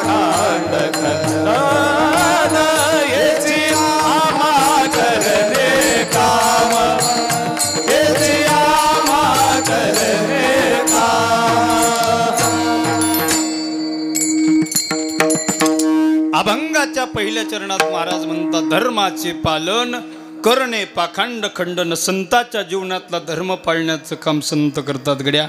देवाच्या जीवनाप्रमाणे, संतांच्या जीवनाप्रमाणे तुमच्या आमच्या जीवनामध्ये सुद्धा एक धर्म आहे. काय आहे माणसाच्या जीवनातला धर्म? माणसाच्या जीवनामध्ये प्रामुख्यानं 3 प्रकारचे धर्म आहे. माणसाच्या जीवनातला पहिला धर्म आहे ज्याला कौटुंबिक धर्म असं म्हणतात. कशाला म्हणायचं कौटुंबिक धर्म? विशिष्ट कुटुंबामध्ये माता पित्यानं मुलाला किंवा मुलीला जन्म दिला, लहानाचं मोठं करणं, संगोपन करणं, सांभाळ करणं, शिक्षण दिलं आणि त्या लेकरांचं संगोपन करणं हा मायबापाच्या जीवनात धर्म आहे. लग्न होतं, लग्न मुलाचं, मुलीचं, मुलीचं मुलाचं. लग्नामध्ये नवरदेवानं नवरीचं, नवरीनं नवरदेवाचं नाव घेण्याची पद्धत आहे, त्याला उखाणा असं म्हणतात. हा नाव घेण्याचा अर्थ असा होतो, एकदा का लग्नामध्ये दोघांनी एकमेकांची नावं घेतली तर मरेपर्यंत एकमेकांना सांभाळण्याची जबाबदारी त्या एकमेकावरती जाऊन पडते. आणि ही जबाबदारी आहे हा माणसाच्या जीवनामधला कौटुंबिक धर्म आहे. माणसाच्या जीवनामध्ये दुसऱ्या क्रमांकाचा धर्म आहे, त्याला आध्यात्मिक धर्म असं म्हणतात. कशाला म्हणायचं आध्यात्मिक धर्म? पवित्र धर्म कार्यामध्ये सक्रिय असणं, सत्कार्यामध्ये रत असणं, याला आध्यात्मिक धर्म असं म्हणतात. उदाहरणार्थ कोकाटे हातगावमध्ये सप्ताह सुरू आहे. सगळ्या लोकांनी वर्गणी दिली, 2-4 जणच राहिली. सप्ताह कमिटीनं मागण्याच्या अगोदर वर्गणी आणून देणं हा कोणता धर्म आहे? आध्यात्मिक धर्म. तुका म्हणे सत्य कर्मा व्हावे साह्य, घातलिया भय. पवित्र धर्मकार्यामध्ये मदत करणं हा आध्यात्मिक धर्म आहे. आणि माणसाच्या जीवनामध्ये 3ऱ्या क्रमांकाचा धर्म आहे ज्याला सामाजिक धर्म असं म्हणतात. कशाला म्हणायचं सामाजिक धर्म? आपल्या जीवनामध्ये कुणाचं चांगलं नाही करता आलं ना, अजिबात करू नका, पण कुणाचं वाईट सुद्धा करू नका. आपल्या जीवनात कुणाचा वाटेवरती फुलं नाही टाकता आली तर अजिबात टाकू नका, पण कुणाच्या वाटेवरती काटे सुद्धा टाकू नका. एवढं सांभाळा, हा आमच्या जीवनातला धर्म आहे. आपल्या जीवनामध्ये एखाद्या गरीबाच्या लेकीच्या लग्नात मदत नाही करता आली ना, अजिबात करू नका, पण कोण्या गरीबाच्या लेकीचं लग्न सुद्धा मोडू नका. जीवनात एखाद्या गरीबाला घर बांधण्याकरता मदत नाही करता आली तर अजिबात करू नका गड्या, पण एखाद्या गरीबाची झोपडी सुद्धा जाळू नका. एवढं सांभाळलं आमच्या जीवनातील सामाजिक धर्माचं पालन झालं. हल्ली माणसाच्या जीवनामध्ये सामाजिक धर्म दिसत नाही. एक माणूस पळत डॉक्टरांकडे गेला, डॉक्टरांना म्हणे सगळे पेशंट सोडा, अगोदर मला तपासा. डॉक्टरांनी सांगितलं काय झालं तुम्हाला? तो म्हणे फार पोट दुखतंय डॉक्टर साहेब. डॉक्टरने विचारलं कधीपासून दुखतंय पोट? त्यानं सांगितलं चुलत भावानं बांगला बांधला त्यापासून. आता या आजाराला काही औषध आहे का? माणसं सामाजिक धर्म विसरली आहे आणि सामाजिक धर्माची उणीव दिसेल. मग तुम्ही म्हणाल महाराज आमच्या जीवनामध्ये आम्ही कौटुंबिक धर्म पाळतो, आमच्या जीवनामध्ये आम्ही आध्यात्मिक धर्म पाळतो, आमच्या जीवनामध्ये सामाजिक धर्म पाळणं गरजेचं आहे का? सामाजिक धर्म आम्ही का पाळावा? काय आहे सामाजिक धर्माची ताकद? तर मी सांगत असतो सामाजिक धर्माची काय ताकद आहे हे मनोज जरांगे पाटील नावाच्या मराठ्याच्या वाघानं संपूर्ण महाराष्ट्राला दाखवून दिले. सामाजिक धर्म तो माणूस 22 वर्षापासून जपतोय. 22 वर्षापासून त्या माणसानं समाजासाठी संघर्ष केला. पोटात अन्नाचा कण नसताना तो माणूस समाजासाठी वनवन फिरला. अंगावरती फाटकी कपडे असताना त्या माणसानं समाजाची जागृती केली. अरे वेळ प्रसंगी आपल्या बायकोला दुसऱ्याच्या शेतात मोलमजुरी न पाठवलं, पण 22 वर्षात समाजाचं काम कधी सोडलं नाही. आणि तोच सामाजिक धर्म पाळला. त्या माणसानं केलेला त्याग आहे. त्या त्यागाचं फळ म्हणजे महाराष्ट्रातील सर्व लोक त्या माणसाला डोक्यावर घेऊन नाचतायत. 22 वर्ष त्याग केला त्या माणसानं. 11 वर्ष झाले मी त्यांच्यासोबत काम करतोय. मनोज जरांगे पाटलांना मी जवळून पाहिलंय. फार मोठा त्याग आहे त्या माणसाच्या जीवनामध्ये. एका समाजाच्या आरक्षणासाठी जरी संघर्ष असला ना, त्या माणसानं जीवनात केलेला त्याग विसरून चालणार नाही. 22 वर्ष समाजासाठी काम केलं आणि गोरगरीब सर्वसामान्य कुटुंबातला व्यक्ती नेतृत्व करू लागला. कोट्यावधी लोकांनी त्यांचं नेतृत्व मान्य केलं आणि सरकारच्या पायाखालची माती सरकली. सगळ्यात पक्षाच्या पुढाऱ्यांना वाटू लागलं जर या गोरगरीब एका मनोज जरांगेच्या पाठीमागे जर कोट्यावधी लोक उभे राहत असेल ना, तर आपल्याला कोण विचारणार आहे? या सगळ्या पक्षाच्या लोकांनी मनोज जरांगेंचं आंदोलन मोडून काढण्याचा प्रयत्न केला. ऐका गड्या, तुम्ही जर चांगलं काम करत असाल तर तुमच्या चांगल्या कामामध्ये अडथळे येणार आहे. तुम्ही काम करताना जर तुम्हाला अडचणी येत नसेल, अडथळे येत नसेल, तर समजून जावा तुमचं काम चुकीचं आहे.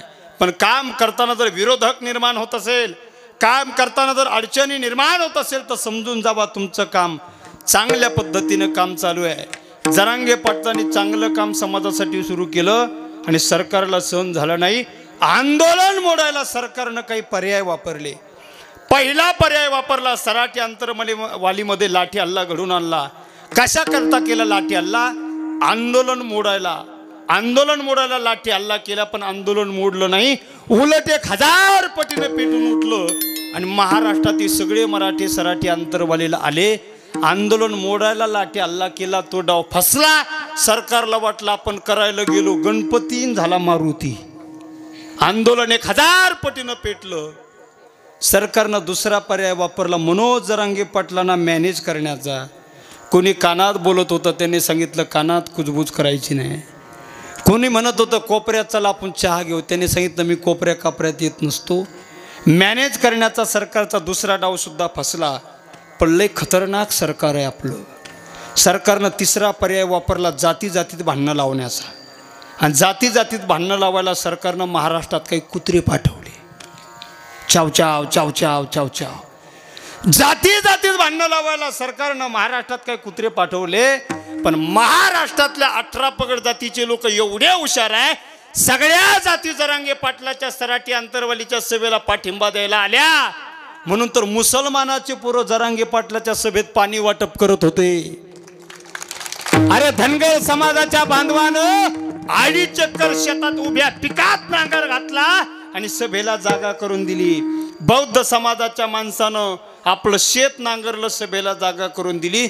सगळ्या जातीचे लोक जरांगे पाटलाच्या पाठीमाग आहे हे सरकारला कळालं आणि जाती जातीत भांडणं लावून आंदोलन मोडण्याचा सरकारचा तिसरा डाव सुद्धा फसला. पण लय खतरनाक सरकार आपलं. वा वा वा वा. नाद नाही करायचा शिंदे साहेबांचा, नाद नाही करायचा अजितदादांचा, आणि देवेंद्र मामाचा तर नादच खुळा. त्यांना पाठवून काय मेळ बसत. मग त्यांनी कुत्राच पाठवला, पण पिसाळ्याला पाठवला. ते वकील हेकन वर पाहत खाली बोलत, वर फाट्या बावलीच. बरं बोलण्याची काही पद्धत असते. अरे मराठ्यांना भेटत नाही रे. अरे तुला लखवा झाला का पॅरेलाइज झाला भाऊ? मला आत्तापर्यंत कळत नव्हतं सदावर त्या एवढा कम बोंबलो. तो मला परवा माहीत झालं त्याला पिसाळलेलं कुत्रं चावलेलं आहे. आणि मला आज तर अशी माहिती कळाली त्याच्या पुढची. मला ते बांगुरे डोळे करून कोण पाहतो आज कळालं. माहिती अशी कळाली त्याला दोन्ही डोळे बोकड्याचे बसवलेले आहेत. उरफाट्या बाहुलीच्या कायम समाजाच्या विरोधात भुंकण्याचं. भेटत नाही रे तुम्हाला आरक्षण. अरे आणि भेटलं तरी टिकत नाही. 14 तारखेला जरांगे पाटलाची सराटी आंतरवालीमध्ये सभा झाली आणि पत्रकारांनी त्याला विचारलं, ज्या मनोज जरांगेवर तुम्ही टीका करता त्या मनोज जरांगेच्या सभेला 1.5 कोटी लोक आले होते. ते म्हणतं कसं, मनोज जरांगेच्या सभेकडे मी जत्रा म्हणून पाहतो. अरे हकण्या, हे सगळे मराठी तुझ्याकडे कुत्रा म्हणून पाहते.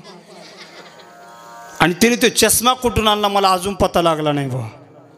हो, सदावर त्याने गाडविन पाळलेली आहे आणि ते दररोज गाडविनीचं दूध पितो दररोज.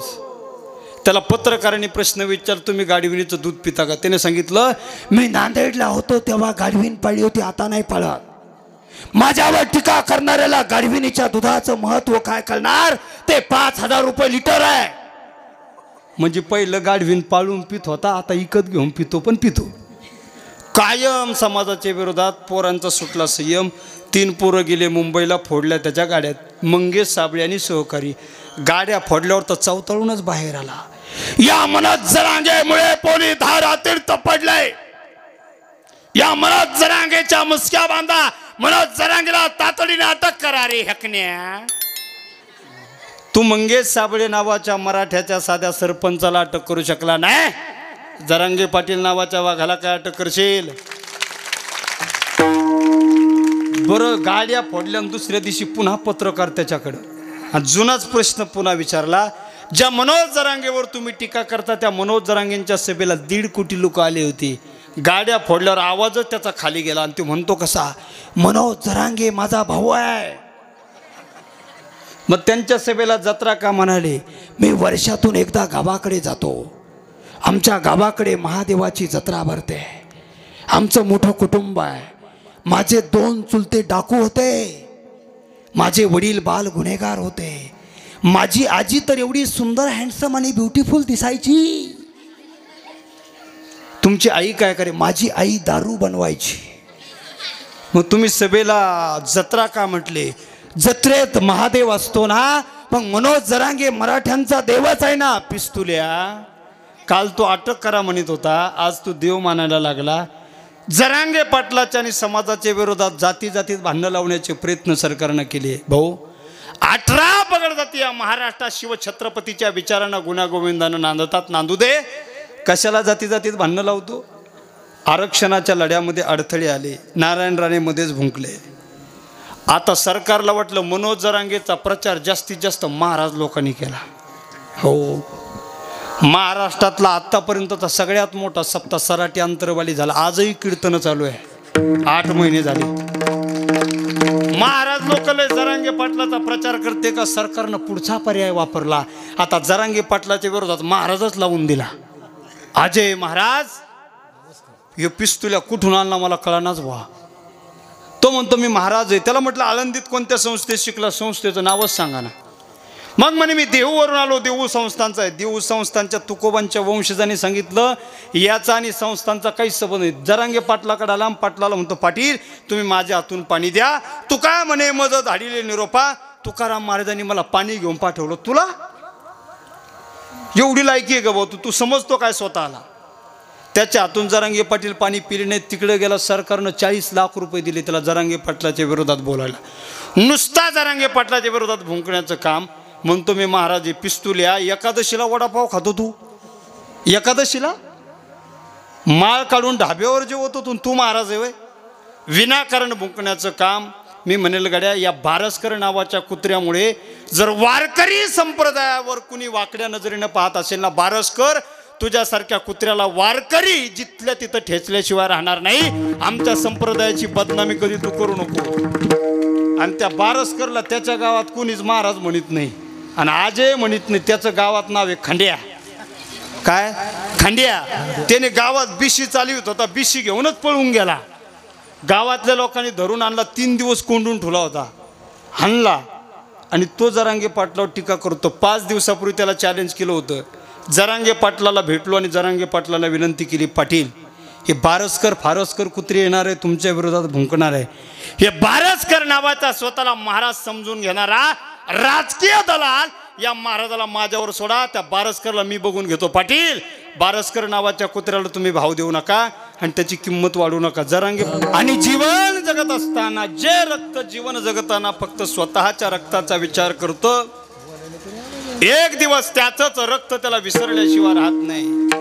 जे रक्त जीवन जगताना स्वतःच्या रक्ताचा विचार करतं त्याचंच रक्त त्याला घराबाहेर हाकलून वृद्धाश्रमामध्ये पाठवल्याशिवाय राहत नाही.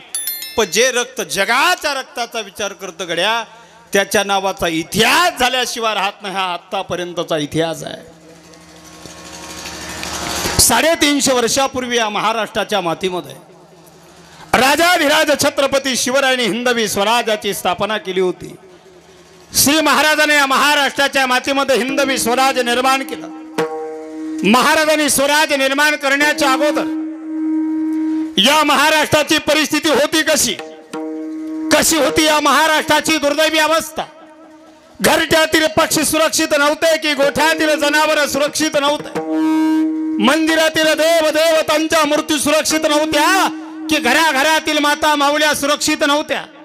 जिकडे तिकडे आकांत मानला होता दुश्मनाने आकांत. आणि अशा आकांत मानलेल्या दुर्दैवी परिस्थितीमध्ये ज्याने स्वतःच्या मनगटाच्या जोरावर हिंदवी स्वराज्याची स्थापना केली, औरंग्या घायाळ केला, अफजल्याचा कोतरा काढला, शाहिस्त्याची बोटा छाटली आणि अशा सर्व दुश्मनांचा नाश करून सह्याद्रीचा चक्रवर्ती सम्राट झाला. अशा धर्मवीर, कर्मवीर, शूरवीर, दानवीर छत्रपती शिवरायांना सर्वांनी जोरदार टाळ्या वाजून मानाचा मुजरा करावा. अशा छत्रपती शिवरायांनी 350 वर्षापूर्वी या महाराष्ट्राच्या मातीमध्ये हिंदवी स्वराज्याची स्थापना केली आणि 18 पगड जातीच्या लोकांच्या डोईवर सुखाचं छत्र धरावं यासाठी माझा राजा 50 वर्षात आयुष्य खर्च करून गेला. रयतेच्या कल्याणासाठी 18 पगड जातीच्या लोकांना एका ताटात जेवायला लावणारा जगाच्या पाठीवरचा एकमेव जाणता राजा जर कोण असेल तर छत्रपती शिवाजी महाराज आहे. जगाच्या पाठीवर अनेक राजे झाले. राज्याचा राज्यकारभार पाहताना नसेमध्ये बेधुंद असणारे पण एवढं बलाढ्य स्वराज्य स्वतःच्या मनगटाच्या जोरावर निर्माण करून ज्यानं उभ्या हयातीत सुपारीच्या खांद्याचंही व्यसन केलं नाही असा जगाच्या पाठीवरचा एकमेव संस्कारी राजा छत्रपती शिवाजी महाराज आहे. जगाच्या पाठीवर अनेक राजे झाले बायांना नाचवणारे. जगाच्या पाठीवर अनेक राजे झाले बायांना नाचवणारे. पण जगाच्या पाठीवर एकमेव जाणता राजा झाला माता माऊल्यांना वाचवणारा. त्या राजाचं नाव आहे छत्रपती शिवाजी महाराज. महाराजांचा स्वराज्य आणि महाराजांचा स्वराज्याचा इतिहास जेवढा शौर्यावर अवलंबून आहे तेवढा संस्कारावर अवलंबून आहे. मासाहेब जिजाऊने दिलेले संस्कार आणि फर्जंद शहाजीराजांनी दिलेली शिकवण घेऊन प्रत्येक पावला पावलाला त्या संस्काराच्या जोरावर महाराजांनी स्वराज्य निर्माण केलं. 18 पगड जातीचे मावळे महाराजांनी सोबत घेतले होते. मराठा होता, धनगर होता, चांभार होता, कुंभार होता, साडी होता, तेली होता, माळी होता, बिल्लो होता, वडार होता, मातंग होता, मुस्लिम होता, ब्राह्मण होता आणि अशा 18 पगड जातीच्या लोकांना एकत्र करून महाराजांना स्वराज्य निर्माण केलं. तानाजी मालुसरे नावाचा मावळा पोटच्या पोराचं लग्नाचं निमंत्रण द्यायला राजाकडे आला. मासाहेब जिजाऊंना तानाजी नावाच्या सुभेदारांना पोराच्या लग्नाचं निमंत्रण दिलं. राजाकडे ताना गेला. राज रायबाचं लग्न ठरवलंय की रायबाच्या लग्नाला जरूर यायचं. मासाहेबांचा तुमचा आशीर्वाद असायला हवा. राजानं नकारार्थी मान हलवली आणि राजे बोलले ताना तुझ्या पोराच्या लग्नाला यायला जमणार नाही. का जमणार नाही राज? का जमणार नाही? ताना ज्या दिवशी तुझ्या पोराचं लग्न आहे त्या तिथीला आम्ही कोंढाणा किल्ल्याची मोहीम हाती घेतली. वाक्य ऐकलं काळजाची लाही लाही झाली तानाच्या. तानाजी घरी गेला. आपल्या बायकोला बोलवता झाला. ज्या दिवशी आपल्या रायबाचं लग्न आहे त्याच दिवशी स्वराज्याच्या धन्यानं राजानं कोंढाणा किल्ल्याची मोहीम हाती घेतली. मग अगं स्वराज्याच्या धन्यानं स्वराज्याच्या मालकानं आमच्या जाणत्या राजानं स्वतःचा जीव धोक्यात घालून कोंढाणा किल्ला घेण्यासाठी जावं आणि आमच्यासारख्या निष्ठावंतांनी जिगरबाज समजल्या जाणाऱ्या मावल्यानं पोटच्या पोराच्या लग्नात वरबाप म्हणून थाटात मिरवावं हे आमच्या बुद्धीला पटत नाही. आधी लगीन कोंढाण्याचं आणि मग माझ्या रायबाचं. अरे पोटच्या पोराचं लग्न सोडून बायकोच्या कपाळाचं कुंकू पुसून राजांच्या पुढे ताना आला. मुजरा केला आणि म्हणाला राज ठरलं आमचं. राज ठरलं. काय ठरलं ताना? रायबाचं लग्न ठरलं ना जी. तसा ताना बोलला राज नाही आमचं तेच ठरलं आधी लगीन कोंढाण्याचं मग माझ्या रायबाचं. राज द्या की बिडा जाऊन भिडतो दुश्मनाशी करतो त्या उदय भान राठोडची माती. राजानं तानाला विडा दिला. तानानं सोबत सूर्याजी नावाच्या भावाला घेतलं. तानानं सोबत सेलार मामाला घेतलंय आणि कोंढाणा किल्ला जिंकायला तानाजी निघाले. अरे तानाजी मालुसरे, सूर्याजी मालुसरे कोंढाणा किल्ल्याच्या पाठीमागच्या दिशेनं घनदाट जंगलाचा प्रवास करून अमावस्येच्या काळ्या कुट्ट्या रात्रीला कोंढाणा किल्ला सर करत होते. मध्यरात्री 2 वाजेच्या सुमाराला कोंढाणा किल्ल्यावरती तानाजी आणि मावळे पोहोचले. किल्ल्याचा किल्लेदार उदयभान राठोड स्वतःच्या गुरमीत होता आणि झोपेत असताना तानाजीच्या मावळ्यानं गडावर जाऊन एकच सिंह गर्जना केली. हर हर एकच गर्जना गडावर झाली आणि मावळ्यांच्या सहित गडावरील शत्रू त्या ठिकाणी सहारले आणि एक एक शत्रू धावलेला भागो भागो भागो. दुश्मन मला भागो आणि उदयभान राठोड कडमडून जागा झाला. उदयभान राठोड चालत चालत पुढे आला. ताड ताड ताड पाऊल चाकत पुढे आला आणि तानाजीच्या समोर येऊन उभा राहिला. तानाजीला म्हणतोय, या कोणाना किल्ल्याचा किल्लेदार मी उदयभान राठोड आहे. या किल्ल्यावर भर दिवसा येण्याची कुणाची हिंमत नाही. या किल्ल्यावर दिवसा तर कुणी येत नाही, पण रात्री तर अजिबातच नाही. या किल्ल्यावर मध्यरात्रीच्या वेळेला आक्रमण तू केलंस. कोण आहे तू? काय नाव तुझं? मिशाला पीठ देत तानानं सांगितलं, सुभेदार तानाजी मालुसरे म्हणतात. या देहाला म्हणतात क्षणी उदयभाना समशेर उपसली. तानाजीच्या अंगावर धावून आले. तानाजीची समशेर उपसली. तानाजीचे मावळे उदयभानच्या सैन्यावर तुटून पडले. उदयभानचं सैन्य तानाजीच्या सैन्यावर तुटून पडलं. त्याच समशेर उपसल्या गेल्या. कुणाचे हात छाटले जात होते, कुणाचे पाय छाटले जात होते, कुणाचे मस्तक छाटले जात होते. अरे कोंढाणा किल्ल्यावर सक्ताचा सडा पडत होता. तानाच्या अंगावर एक ठिकाण उरलं नाही जिथं वार झाला नाही तरी ताना लढतोय. कुणीतरी यावं म्हणा, ओ सुभेदार पास करा की आता तुमच्या अंगावर किती जखमा झाल्या चिंता नाही का वाटत? सुभेदार मरायचंय तुम्हाला आता, भीती नाही वाटत का मरणाची? चिंता नाही वाटत का झालेल्या जखमाची? तसं तानानं सांगितलं, ओय ना चिंता ना भीती, कारण देव अमुता शिवछत्रपती. तानाची समशेर शेवटपर्यंत लढत होती आणि उदयभानच्या हजारो दुश्मनांना सपा सपा कापत होती. उदयभानच्या चकमकीमध्ये तानाजीला वीर गती प्राप्त झाली आणि सुभेदार त्याच कोंढाणा किल्ल्यावर कोसळले. सूर्याजी नावाच्या तानाच्या भावानं कोंढाणा किल्ल्यावरती भगवं निशाण फडकवलं. आनंदित झाला सूर्याजी, नाचू लागला आणि कोंढाणा घेतला म्हणून, कोंढाणा स्वराज्यात आला म्हणून आनंदाने नाचणाऱ्या सूर्यानं पाहिलं आपला रक्ताचा भाऊ सुभेदार ताना रक्ताच्या थळ्यात पडलेलं दृश्य सूर्यानं पाहिलं आणि तानाजीकडे बघून सूर्या नावाचा भाऊ म्हणाला, दादा.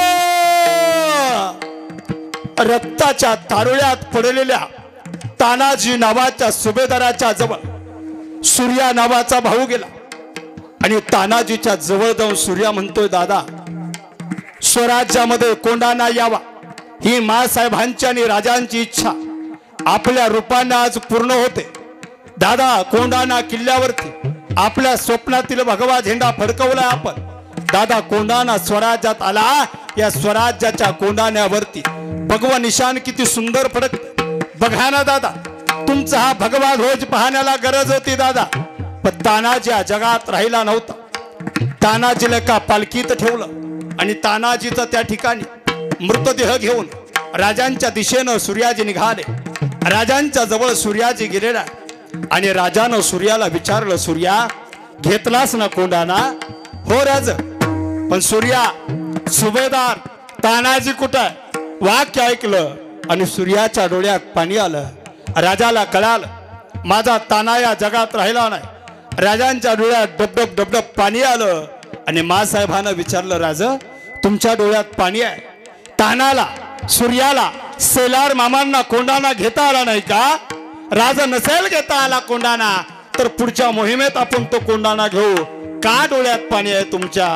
राजानं सांगितलं, महासाहेब गड आला पण माझा सिंह गेला. या कोंढाणा किल्ल्यावरती तानाजी नावाचा सिंह गेला होता आणि कोंढाणा किल्ल्यावर गतप्राण झाला.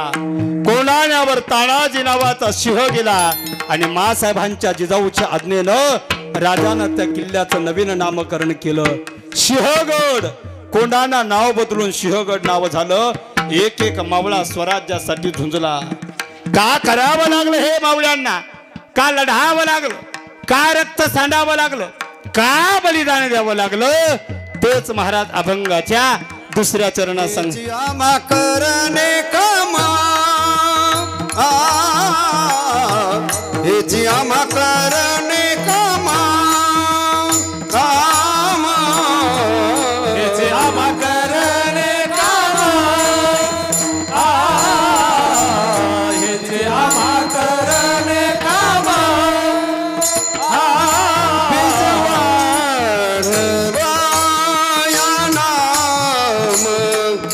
बीजवाण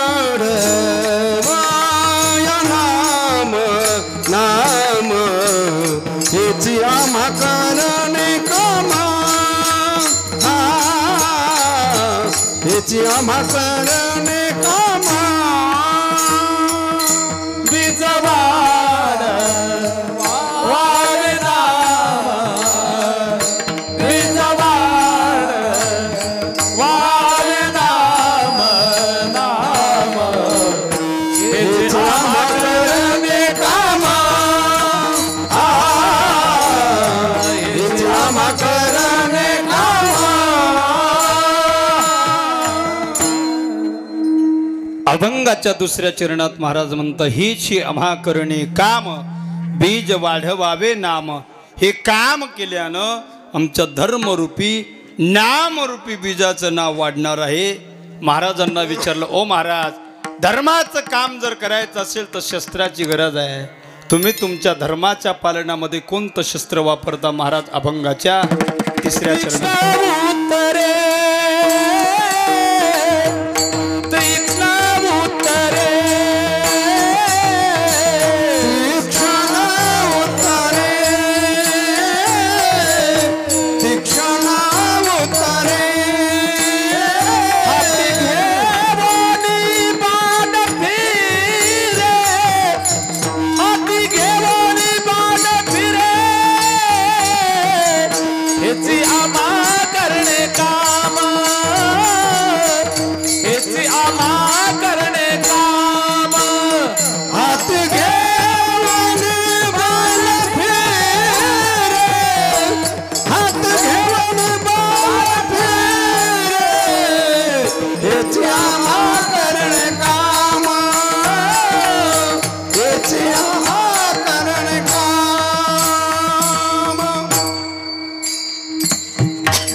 महाराज म्हणतात तीक्ष्ण उत्तरे हाती घेवोनी बाण फिरे. शब्दरूपी बाणानं आम्ही धर्म जागृतीचं आणि धर्माच्या पालनाचं काम करू. माणसानं जीवनामध्ये धर्म पाळणे अत्यंत गरजेचं आहे. तुम्ही आम्ही जर धर्म रक्षण केलं तर धर्मसुद्धा आमचं रक्षण केल्याशिवाय राहणार नाही. शास्त्र सांगतं जो धर्माचं रक्षण करतो धर्म त्याचं रक्षण करतो. धर्मो रक्षती रक्षिता. धर्माचं रक्षण करणं तुमचं आमचं काम आहे. धर्माचं रक्षण करण्याकरता तुम्ही आम्ही एक घटक आहे. धर्म रक्षण करण्याकरता भगवान स्वतः अवतार घेतो. धर्माला ग्लानी आली संकट आले तर ते दूर करण्याकरता भगवान समर्थ आहे. पण आमची सुद्धा जबाबदारी म्हणून आम्ही धर्म पाळला पाहिजे. हल्ली धर्माच्या नावानं जिकडं तिकडं अवडंबर माजवलं जाते. हल्ली धर्माच्या नावानं राजकारण केलं जातं. मी सांगू का राजकारण करणाऱ्या लोकांनी धर्माची चिंता करू नये. मी सांगतो गड्या धर्म रक्षण करायला देव अवतार घेतो. देवाचं ब्रीद आहे. मी येतो जन्माला देव म्हणतोय. तुम्ही कशाला काळजी करता. धर्माचं रक्षण करताना कोणी म्हणतंय हिंदू धर्म खतरे में है हिंदू खतरे में है. कोणी म्हणतं मुसलमान खतरे में है. मी सांगतो भाई ना हिंदू खतरे में है ना मुसलमान खतरे में है. अगर हिंदू और मुसलमान का नाम नहीं लिया तो तुम्हारी राजनीति खतरे में है.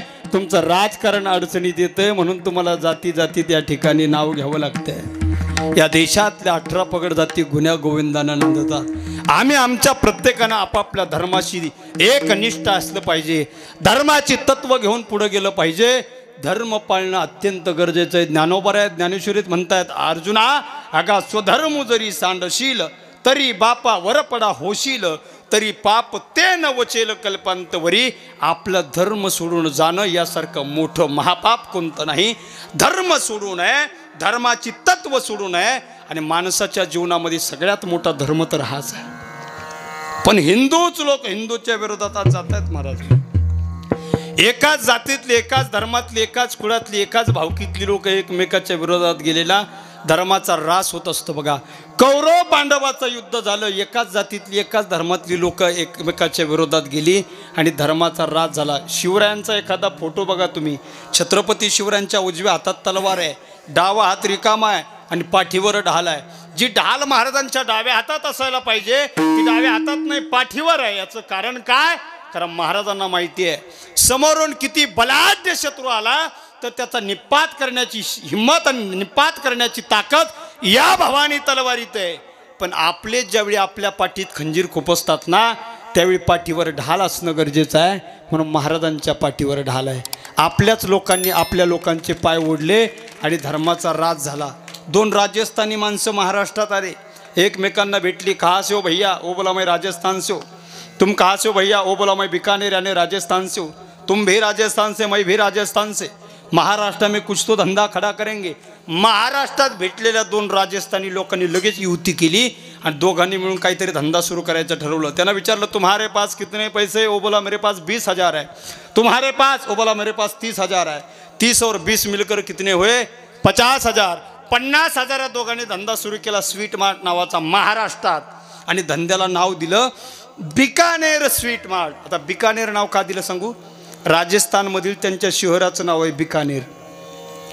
बिकानेर स्वीट मार्ट नावाचा धंदा सुरू केला महाराष्ट्रात येऊन. आता तुम्ही राजस्थानला जाण तिथं टाका कोकाटे हदगाव स्वीट मार्ट. चालेल? नाही चालत. धंदा सुरू केला 50,000.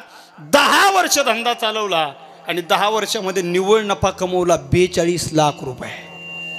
दोन गुजराती महाराष्ट्रात आले, एकमेकांना भेटले. तुम कहाँ से हो भैया? वो बोला मैं गुजरात से हूँ. महुआ से हो, गुजरात से हो, मैं गांधीनगर से हो. दोघं एकमेकांना भेटले. गुजरात माहिती ना? गुजरात भाई और बहनों.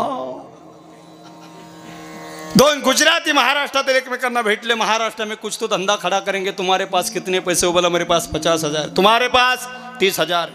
80,000 मध्ये दोघांनी धंदा सुरू केला कापड दुकानाचा. 12 वर्ष धंदा चालवला आणि 12 वर्षामध्ये निव्वळ नफा कमवला 55 लाख रुपये. आणि हे ऐकलं महाराष्ट्रातल्या दोन पोरांनी. दोन पोरं जागे झाले. बाहेरचे लोक आपल्याकडे आले. आपल्या जागा भाड्याने घेतल्या. आपल्या जागा भाड्याने घेतलेल्या जागा विकत घेतलेल्या जागेवर आपलीच पोरं कामाला ठेवले. आपले पोरं त्यांच्याकडे कामाला राहायला लागले. आपण सुद्धा धंदा केला पाहिजे. आपण सुद्धा उन्नती केली पाहिजे. प्रगती केली पाहिजे. आपण सुद्धा पैसे कमवले पाहिजे. आपण सुद्धा धंदे सुरू केले पाहिजे.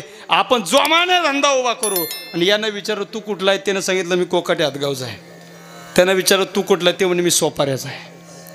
त्यानं विचारलं तो याकडे किती पैसे? ते म्हणे माझ्याकडे 2,500 आहे. किती? 2,500. लय पैसे असते का आपल्या लोकांकडे? ते दुसरा त्याचा जोडीदार होता. यानं त्याला विचार तुझ्याकडे किती पैसे? ते म्हणे माझ्याकडे 3 आहे. किती झाले? 5.5. असा धंदा सुरू करू, असा धंदा सुरू करू. त्या गुजरात्याला मागं टाकून राजस्थानाला मागं टाकू. केवढ्यात? 5,500. काय धंदा करायचा? 2 दिवस विचार केला. एका जणानं विचार केला. ते म्हणे 5,500 दुसरं काही होत नाही. आपण आष्टीला पानटपरी टाकू म्हणे. पानटपरीचा निर्णय झाला. वेल्डिंगवाल्याकडे गेले. त्याने मंजुरीच 8,000 सांगितली. ते म्हणे हा धंदा काही होत.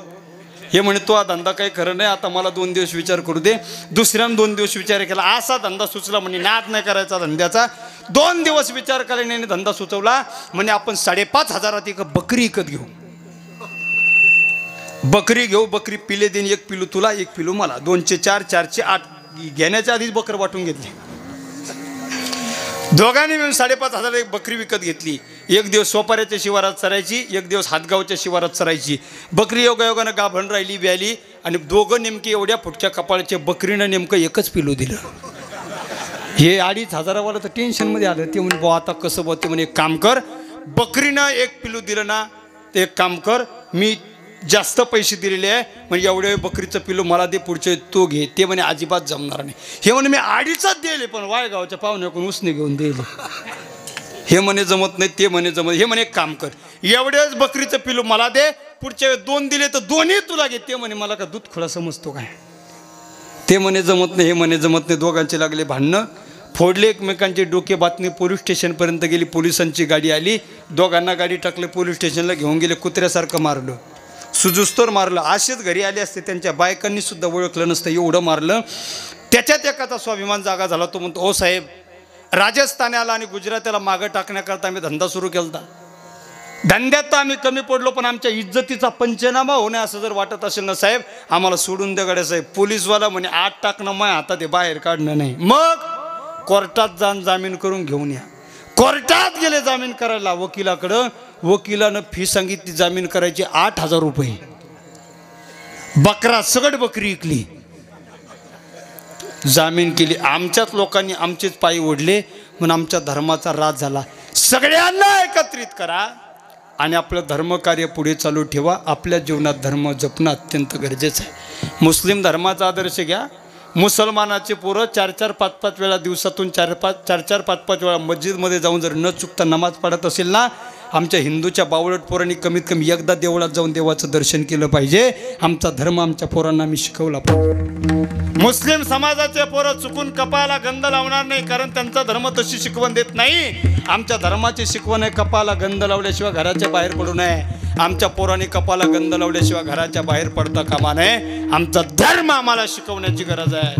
आणि जर धर्म आम्ही आज जपला नाही तर भविष्यात धर्म म्हणून एकत्र येण्याची गरज असते तरी आम्हाला एकत्र येता येणार नाही. म्हणून प्रत्येकानं धर्म आपल्या जीवनामध्ये पाळा. संप्रदायाच्या नियमाप्रमाणे एकदा विठोबा रखुमाई भजन घेऊन 5 मिनिटामध्ये सेवेला पूर्णविराम. विठोबा रखुमाई, विठोबा रखुमाई, रखुमाई, विठोबा रखुमाई, हा विठोबा रखुमाई, विठोबा रखुमाई, विठोबा रखुमाई, विठोबा रखुमाई. कीर्तनाच्या सुरुवातीपासून पाहतोय गाणारे गातायत, वाजवणारे वाजवतायत, पण खाली बसल्याने काय अजून धक्का लावून घेतला. माझी सगळ्या पुरुष मंडळीला विनंती घड्या, आपण असे दोन्ही हात आपले वरती करा. सगळ्या पुरुष मंडळीने, तिकडचे पाठीमागचे पुरुष ज्यांच्या हातात बांगड्या नाहीत ते सगळ्या पुरुषांनी हात वरती करायचे. सगळ्यांनी जोरात गर्जना करायची. बघा, महिला मंडळ म्हणतील पुरुषांना हात वरती करायला सांगितले, आम्हाला का सांगितले नाही? पुरुषांना हात यासाठी वरती करायला सांगितले, पुरुषांच्या मनगटामध्ये बळ असतं आणि महिलांच्या तोंडात म्हणले. महिला मंडळ यांचं म्हणणं आहे महिलांच्या तोंडात बळ असतं. आता तोंडातलं बळ दाखवून द्या आणि पंचक्रोशीला कळू द्या. कोकाटे हातगावामध्ये सप्ताह सुरू आहे. सप्ताहाचा 6वा दिवस आहे आणि कीर्तनकाराची कीर्तन जल्लोषात होत आहेत. पंचक्रोशीमध्ये आवाज घुमला पाहिजे. पुरुष मंडळी हात ताट करा आणि जोरात गर्जना करा. छत्रपती शिवाजी महाराज की जोरात आवाज आला पाहिजे. छत्रपती शिवाजी महाराज की आवाज आष्टीपर्यंत गेला पाहिजे. हात ताट. प्रौढ प्रताप पुरंदर क्षत्रिय कुलावतंस सिंहासनाधीश्वर राजाधिराज महाराज श्रीमंत श्री छत्रपती शिवाजी महाराज की. छत्रपती धर्मवीर संभाजी महाराज की. त्या खाली आहात. ज्यांनी गर्जना केली त्यांना धन्यवाद. ज्यांनी केली नाही त्यांना 100 वेळा धन्यवाद. 6 दिवसांनी जे दररोज कीर्तनाला येतात त्यांना 1000 वेळा धन्यवाद. आणि 6 दिवस झाले सप्ताह सुरू होऊन पण घरी झोपते त्या सगळ्या भद्रा मारुतींना कोटी कोटी प्रणाम. पुढे जगद्गुरु तुकोबाराय म्हणतात, धर्माच्या पवित्र कार्यामध्ये आम्ही सगळ्यांना एकत्रित करतो. आमच्या संप्रदायामध्ये जातीभेदाला थारा नाही. यारे यारे लहान थोर याती भरते नारी नर. करावा विचार न लगे चिंता कवनाशी सकळाशी येते अधिकार कलियुगी उद्धार हरीच्या नामे. याती कुळ माझे गेले हरपुनी श्रीरंगा वाचुनी. सगळ्या जाती धर्मांना मी एकत्र करतो. कसल्याही प्रकारचा भेदभाव न करता, भीडभार न राखता मी सगळ्यांना एकत्र येऊन धर्माच्या पवित्र काम करतो. महाराज म्हणतात, नाही भीडभार, नाही भीडभाड, नाही भीडभाड, नाही भीडभाड, नाही भीडभाड, नाही भीडभाड, नाही भीडभाड, नाही भीडभाड, नाही भीडभाड. तुका